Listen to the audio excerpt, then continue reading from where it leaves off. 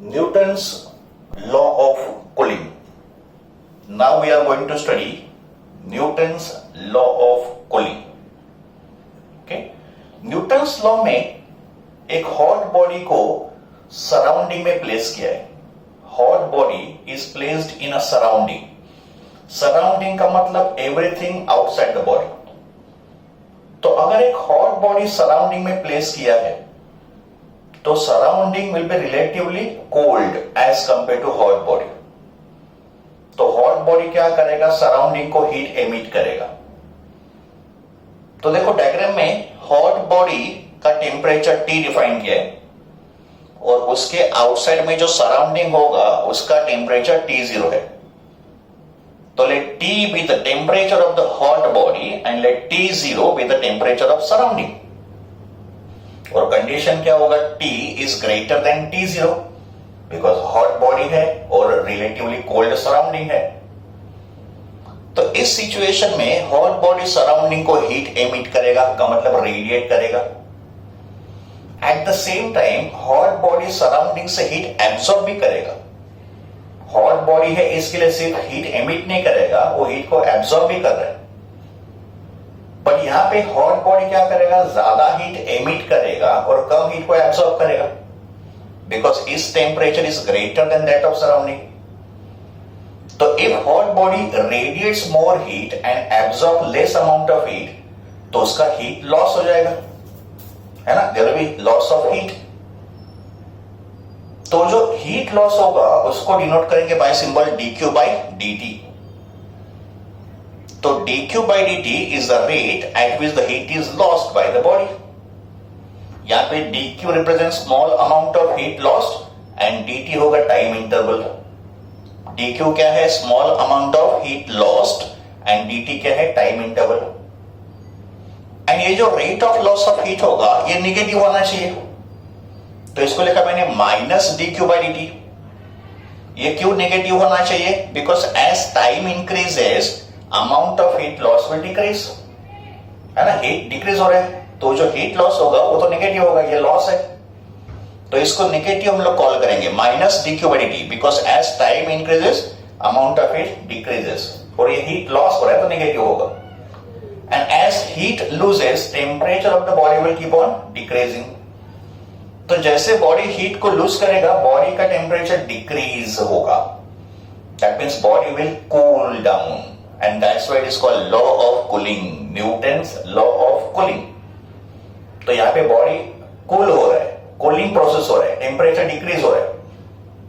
तो टेम्परेचर का जो डिक्रीज होगा का मतलब टेम्परेचर का जो rate of fall of temperature होगा उसको डिनोट करेंगे dt by dt. और ये भी निगेटिव होगा because as time increases temperature will decrease. तो ये जो dt by dt है उसको बोलेंगे rate of cooling. It's a rate at which the body is cooling down. Also called rate of fall of temperature. इस rate से temperature fall कर रहा है, हीट लॉस हो रहा है इसके लिए टेम्परेचर फॉल कर रहा है. तो dq by dt होगा rate of loss of heat और d capital T by dt होगा rate of fall of temperature, also called rate of cooling. Now according to Newton's law of cooling ये जो rate of loss of heat होगा या rate of cooling होगा ये temperature difference के proportion में होगा. का मतलब जिस रेट से बॉडी हीट को लूज करेगा या जिस रेट से बॉडी का टेम्परेचर फॉल करेगा it is directly proportional to the temperature difference. Temperature difference between body and the surrounding का मतलब इस केस में T माइनस T0 के प्रोपोर्शन में होगा. बट ये जो रिलेशन है dq by dt proportional to T minus T0 this is applicable when the temperature difference is small. ये कंडीशन है कि Newton's law of cooling is applicable when temperature difference का मतलब T minus T0 should be very small, less than about 40 degree Celsius. तो देखो यहां पे Newton's law का मैंने स्टेटमेंट लिखा है. तो Newton's law of cooling states that the rate of cooling या rate of loss of heat of a body is directly proportional to the temperature difference between the body and the surrounding provided the temperature difference is small. ये condition होगा. अगर temperature difference small होगा तो rate of cooling is directly proportional to temperature difference होगा. तो this is statement of Newton's law of cooling. Therefore we can say minus dq by dt. Minus dq by dt क्या है? Rate of loss of heat है. It's the rate at which the heat is lost by the body. तो it is directly proportional to T minus T0. और यहाँ पे T minus T0 क्या है? Temperature difference. यहाँ पे T stands for temperature of the body and T naught या T0 stands for temperature of the surroundings. Next step में minus dq by dt equals to K T minus T0. यहां पे k क्या होगा? Some constant of proportionality. And this constant depends upon the nature of surface of the body. ये body के nature of surface पे depend करेगा. तो minus D Q by T equals to K T minus T zero. अभी Newton's law of cooling को हम लोग एक अलग फॉर्म में एक्सप्रेस करने जा रहे हैं. we'll express Newton's law of cooling का formula in some other form. And for that purpose, if the temperature of the body falls by small amount dt, तो let dt be the small fall in temperature because body heat को lose कर रहा है तो उसका temperature fall कर रहा है. तो let dt be the small fall in temperature in a small time interval dt. तो ये small time interval है और ये small fall in temperature है. Then the amount of heat lost is given by the formula dq is equal to mc dt. We write this formula using definition of specific heat. According to the definition of specific heat, C क्या है? Symbol of specific heat. तो specific का definition क्या होता है? Amount of heat required upon mass into change in temperature या rise in temperature. तो specific heat C equals to dq upon m dt. ये specific heat का definition है. तो फिर dq का फॉर्मूला क्या होगा? इसको यहाँ पे मल्टीप्लाई कर दो तो dq हो जाएगा mc dt, है ना? dq होगा mc dt. तो we write this formula using definition of specific heat. यहाँ पे m is mass of a body, c होगा उसका specific heat और dt होगा उसका small amount of falling temperature. Hence we can say dq by dt is equal to mc dt by dt dividing time on both the side. तो हम लोग क्या करेंगे? इक्वेशन 1 में जो dq by dt है उसको लिखेंगे mc dt by dt. ये वैल्यू यहां पे सब्स्टिट्यूट कर दो तो equation 1 becomes minus of mc dt by dt is equal to kt minus t0. dq by dt का वैल्यू मैंने यहां से सब्स्टिट्यूट कर दिया. फिर नेक्स्ट स्टेप में ये जो mc है उसको यहां पे डिवाइड कर दो, निगेटिव साइन को भी यहां पे ट्रांसफर कर दो तो minus sign goes to right hand side and mc will also go to right hand side. तो यहां मिलेगा k अपॉन mc, है ना? ये mc यहां पे डिवाइड हो जाएगा तो we get k upon mc. But since k is constant, body का mass is constant and body का specific heat is also constant, तो k upon mc, k divide by mc भी एक कांस्टेंट वैल्यू होगा, उसको मैंने k डैश कॉल किया. तो this k dash is a new constant and ये k डैश कितना होगा? k अपॉन mc होगा. k डैश कितना होगा? k अपॉन mc होगा. तो we get relation dt by dt is equal to minus sign यहां पे चला गया तो minus of k dash t minus t0.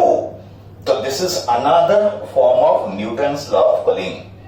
तो Newton's law of cooling equation 1 या इक्वेशन 2 ऐसे दो फॉर्म से लिखा जा सकता है.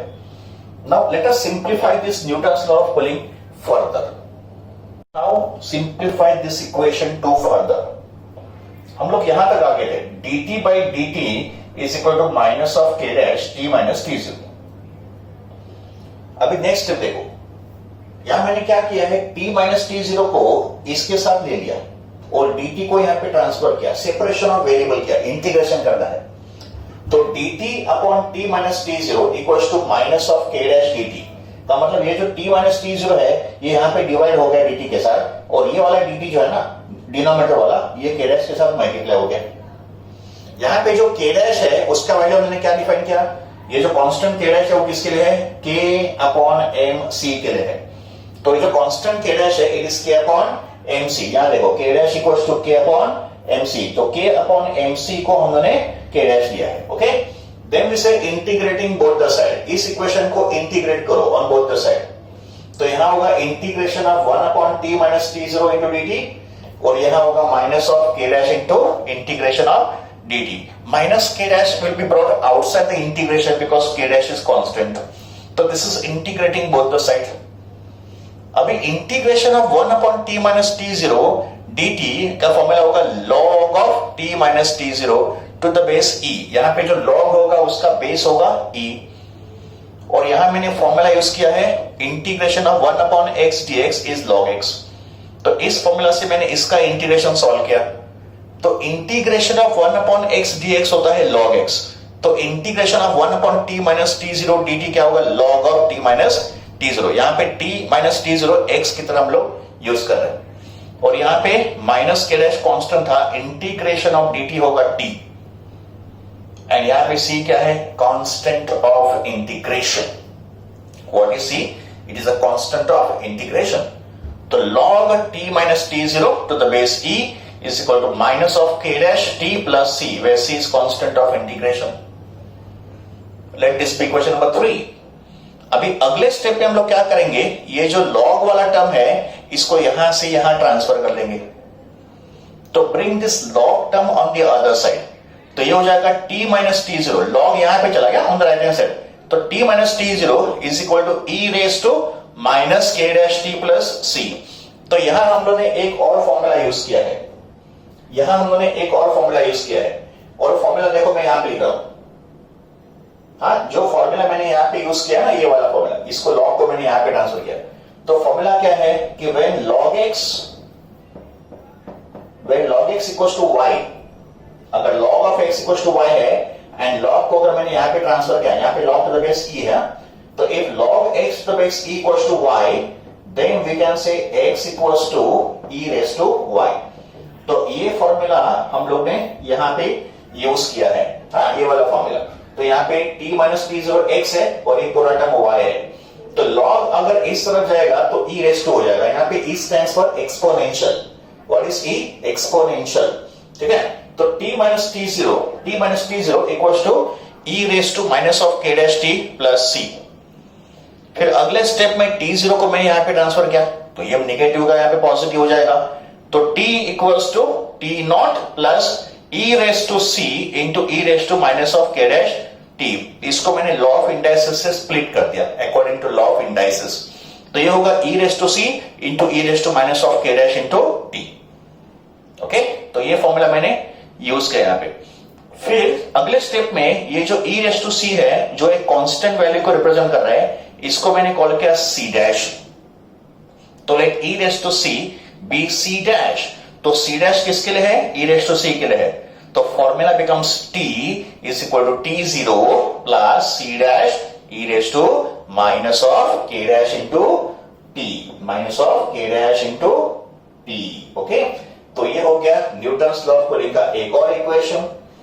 तो equation 1, equation 2, equation 3 and equation 4 are the different forms of Newton's law of cooling.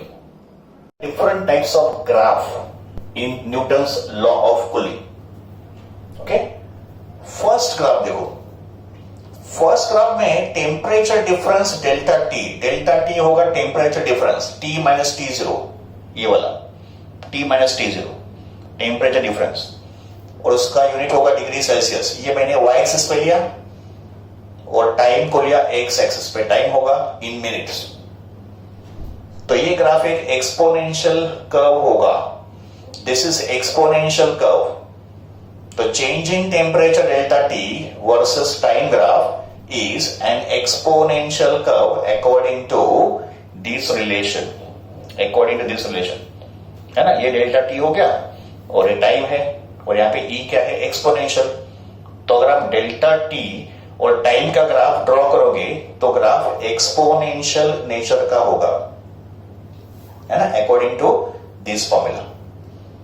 And this graph also indicates that कि एज टाइम का वैल्यू इंक्रीजेस, देखो यहां पे टाइम का वैल्यू इंक्रीज हो रहा है तो डेल्टा टी का वैल्यू डिक्रीजेस, है ना.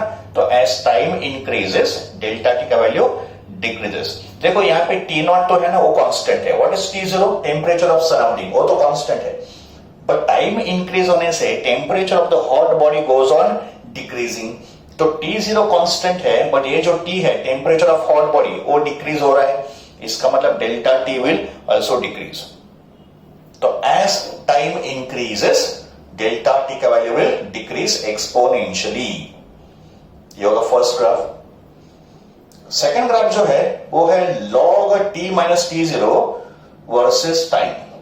log T minus T0 versus time. ये ग्राफ होगा straight line with the negative slope. इस ग्राफ का नेचर कैसे होगा? Straight line with the negative slope.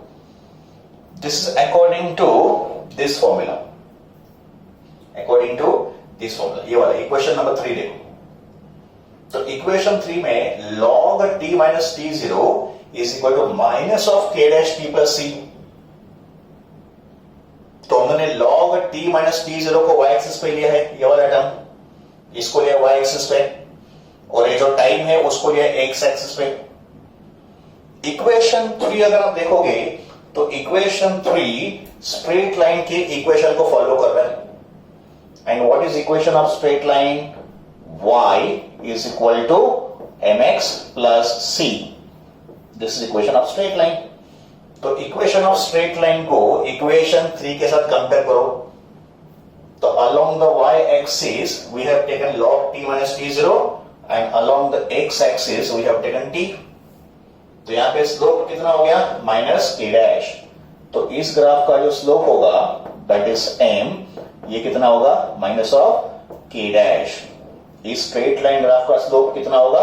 Minus of k dash. ये होगा इसका slope. And what is k dash? k dash होता है k अपॉन mc, है ना, ये k डैश है। तो इस ग्राफ का स्लोप नेगेटिव होगा, माइनस k डैश। और ये होगा उसका y intercept. c stands for y intercept. तो यहाँ पे y इंटरसेप्ट क्या है? c। What is c? Constant of integration. तो ये उसका पॉजिटिव y इंटरसेप्ट होगा। तो ऐसे न्यूटन्स लॉ ऑफ कूलिंग के दो ग्राफ होंगे। पहला ग्राफ होगा delta T versus time, and दूसरा ग्राफ होगा log T minus T0 versus time. Experimental verification of Newton's law of cooling. Newton's law of cooling को हम लोग एक्सपेरिमेंटली वेरीफाई करेंगे। सबसे पहले एक्सपेरिमेंटल सेटअप के बारे में हम लोग स्टडी करते हैं। तो न्यूटन्स लॉ ऑफ कूलिंग का जो एक्सपेरिमेंट है, this experiment consist of doubled wall vessel. एक डबल वॉल वेसल होगा, देखो ये। तो this is double wall vessel, okay. और इसमें हमने नॉर्मल वाटर फिल किया है। तो दिस इज नॉर्मल वाटर का मतलब दो वॉल के बीच में जो स्पेस होगा वो हमने नॉर्मल वाटर से फिल किया है, जिसको मैंने लेबल किया टैप वाटर। तो सबसे पहले एक डबल वॉल वेसल है and it contains normal water, ordinary water at normal temperature. फिर इस वेसल के बीच में जो स्पेस फॉर्म हो रहा है वहां हमने प्लेस किया एक कॉपर कैलोरीमीटर। तो copper calorimeter is placed between this double wall vessel. तो ये है copper calorimeter. And copper calorimeter के अंदर हम लोग हॉट वाटर कंसिडर करेंगे।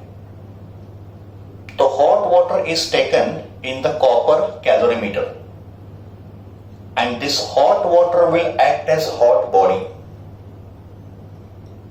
To measure the temperature of this hot water, यहां हम लोग एक थर्मामीटर यूज करेंगे। And to measure the temperature of this tap water, यहां पे हम लोग थर्मामीटर प्लेस करेंगे। तो देयर आर टू थर्मामीटर्स। एक thermometer is placed in a hot water and second thermometer is placed in this vessel. This will measure temperature of the hot body. यहां पे hot water will act as hot body and this thermometer will measure temperature of the surrounding. This water will act as surrounding. So this is measuring temperature T of the hot water and this is measuring temperature T0 of the surroundings. फिर यहाँ पे एक stirrer होगा। तो with the help of stirrer hot water is kept stir.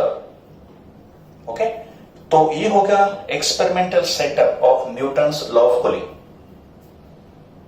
Now during the experiment हम लोग क्या करेंगे? टेम्परेचर ऑफ हॉट वाटर को रेगुलर इंटरवल पे मेजर करेंगे। तो at regular interval measure the temperature of this hot water, say after every 1 minute. So after every 1 minute you have to note down the temperature of this hot water, जिसको मैंने call किया capital T with help of this thermometer.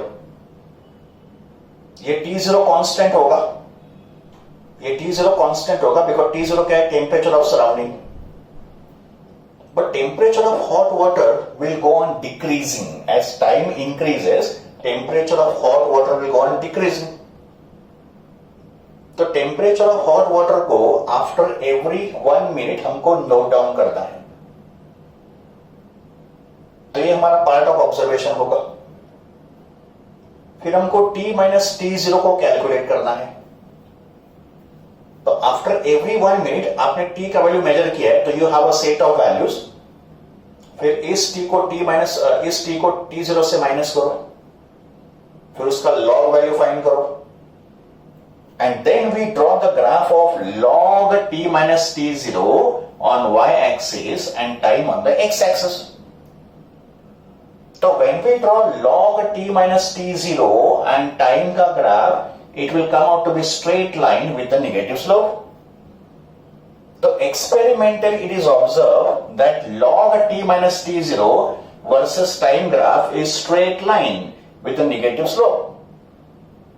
And अगर ये graph straight line with negative slope है, तो this verifies Newton's law of cooling. तो ये होगा experiment to verify Newton's law of cooling. NCERT solved example number 11.8. अब हम लोग इस क्वेश्चन को सॉल्व करेंगे. This problem is based on Newton's law of cooling. तो पहले हम लोग क्वेश्चन को रीड करते हैं. A pan filled with hot food, a pan filled with hot food cools from 94 degrees Celsius to 86 degrees Celsius in 2 minutes when the room temperature is at 20 degrees Celsius. How long will it take to cool from 71 degrees Celsius to 69 degrees Celsius? तो ये question है जिसको हमको Newton's law of cooling use करके solve करना है. Okay, यहां आपको दो केसेस दिए. देखो, सबसे पहले temperature of hot food 94 degree Celsius से 86 डिग्री सेल्सियस तक फॉल कर रहा है 2 मिनट्स में. तो ये केस 1 हो गया. Temperature of the hot food changes from 94 degree Celsius to 86 degree Celsius in time 2 minutes. तो हमको पूछा है कितने टाइम में उसी फूड का टेम्परेचर 71 डिग्री सेल्सियस से 69 डिग्री सेल्सियस होगा. तो 94 डिग्री सेल्सियस से 86 डिग्री सेल्सियस तक टेम्परेचर डिक्रीज होने में 2 मिनट्स का टाइम लगा. तो 71 डिग्री सेल्सियस से 69 डिग्री सेल्सियस होने में how much time is required? तो we have to find time T2. Room temperature is given to us. Room temperature का मतलब सराउंडिंग टेम्परेचर. तो टेम्परेचर ऑफ सराउंडिंग को हमने न्यूटन्स लॉ ऑफ कूलिंग में T0 कॉल किया था. तो T0 दिया 20 degree Celsius. Now according to Newton's law of cooling, rate of cooling जिसका सिंबल था dt by dt, but dt by dt negative होता है. हम लोग यहां पे मॉड वैल्यू कंसिडर करेंगे. तो दिस इज मॉड्यूलस का मतलब मैग्नीट्यूड. तो magnitude of rate of cooling is K into T minus T0, where T is temperature of body and T0 का temperature of surrounding. अभी केस 1 में हम लोग ये फॉर्मूला अप्लाई करते हैं. तो इन केस 1 dt, यहां पे dt क्या होगा? Changing temperature. dt होगा चेंजिंग टेम्परेचर. तो 94 degree Celsius minus 86 degree Celsius, तो चेंज कितना हो गया? 8 डिग्री सेल्सियस. dt होगा करस्पॉन्डिंग टाइम. तो टाइम कितना है? 2 मिनट्स. तो dt होगा time interval T1, that is 2 minutes. और ऐसे टाइप के क्वेश्चन में जहां पे हमको temperature of the body 1 value से दूसरा वैल्यू दिया है, तो ऐसे टाइप के क्वेश्चंस में ये जो T होगा, ये होगा बॉडी का एवरेज टेम्परेचर. Remember this. तो अगर बॉडी का टेम्परेचर 1 वैल्यू से दूसरा वैल्यू चेंज हो रहा है, तो एवरेज टेम्परेचर हमको यहां पे यूज करना है। तो T होगा average of 94 and 86, that is 94 plus 86 upon 2, ये कितना आएगा 90 डिग्री सेल्सियस। तो average temperature during this cooling process is 90 degree Celsius. तो अभी इन वैल्यूज को इक्वेशन 1 में सब्स्टिट्यूट करो न्यूटन्स लॉ ऑफ कूलिंग में। तो dt कितना है 8, तो ये हो जाएगा 8। टाइम कितना है dt 2 मिनट्स अपॉन 2, के इज कांस्टेंट। t होगा एवरेज, वो कितना है 90 एंड t0 कितना है 20।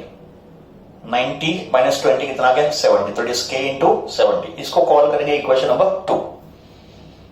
तो केस 1 को सॉल्व करने के बाद का मतलब केस 1 को इस फॉर्मूले में सब्स्टिट्यूट करने के बाद हमको एक इक्वेशन मिला।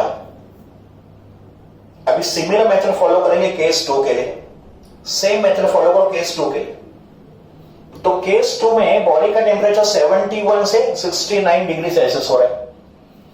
तो dt कितना हो गया, चेंज इन टेम्परेचर कितना हो गया 71 माइनस 69 कितना हो गया 2 डिग्री सेल्सियस। dt होगा टाइम टेकन जो हमको फाइंड करना है, तो dt होगा t2 जो हमको फाइंड करना है, और t होगा average temperature of 71 and 69, that is 71 plus 69 upon 2, ये कितना होगा 70 डिग्री सेल्सियस। फिर इन वैल्यूज को भी हम लोग इक्वेशन 1 में सब्स्टिट्यूट करेंगे in the Newton's law of cooling का फॉर्मूला। तो dt कितना है यहां पे 2 है ना, तो dt इज 2, और ये हमको फाइंड करना है टाइम, तो इसको लिखा t2 equals to k into t minus t0। t कितना था 70 है ना, t कितना है 70 और t0 कितना है 20। तो इक्वेशन 3 हो जाएगा 2 upon t2 equals to k into 50। अभी हमारे पास दो इक्वेशन है, इक्वेशन 2 है और इक्वेशन 3 है, इसे हमको टाइम t2 निकालना है। सिंपल, डिवाइड कर दो। तो dividing equation 2 by equation 3 we get t2 का वैल्यू एज 0.7 मिनट्स। इनको डिवाइड करके 2 और 3 को डिवाइड करके, तो टाइम t2 कितना गया 0.7 मिनट्स। इसको अगर सेकंड में कन्वर्ट करना है तो इसको इंटू 60 कर दो, बिकॉज 1 मिनट इज 60 सेकंड्स।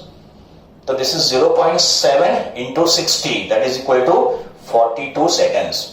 इसका मतलब बॉडी का टेम्परेचर 71 डिग्री सेल्सियस से 69 डिग्री सेल्सियस होगा इन 0.7 मिनट्स या 42 सेकंड्स। तो ये हो गया solution of NCERT solve example number 11.8।